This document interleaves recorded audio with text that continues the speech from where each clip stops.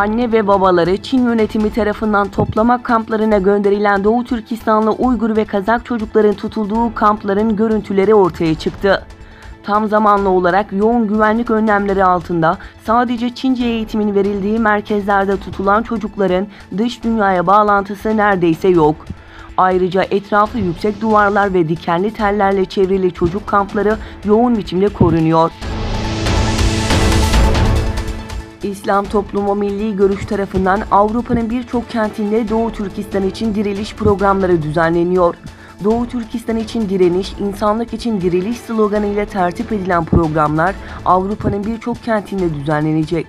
Bugün başlayıp yarın da devam edecek olan diriliş programlarında dualar okunacak, mektuplar yazılarak zulme karşı insanlar bilinçlendirilmeye çalışılacak.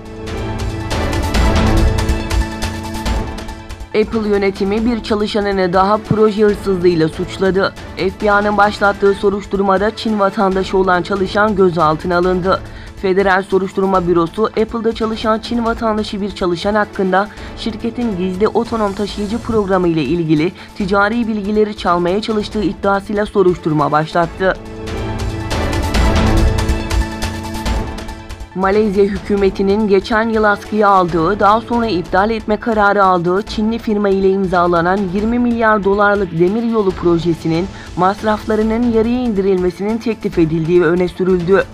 Çinli firmanın teklifine karşın Malezya hükümetinin projeyi iptal etme eğiliminde olduğunu ifade eden yetkililer, Başbakan Mahathir Mohamed'in projeyi yeniden gözden geçirme ve durdurma tercihleri arasında henüz bir karar veremediğini aktardı.